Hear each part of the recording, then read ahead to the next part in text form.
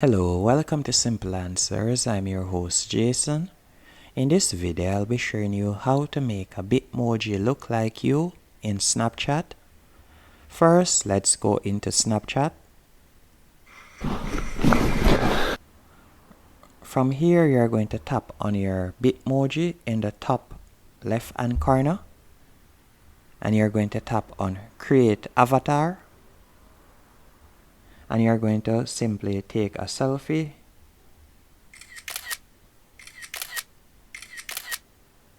Then you can select the one that you like. Then tap on Continue. And from here you can tap on Make Edits.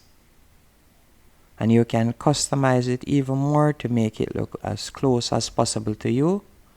As you can change their skin tone, you can change the hair, the color of the hair.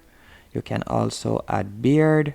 You can add earrings. There are numerous options you can choose from by sliding the bar across at the bottom of the screen.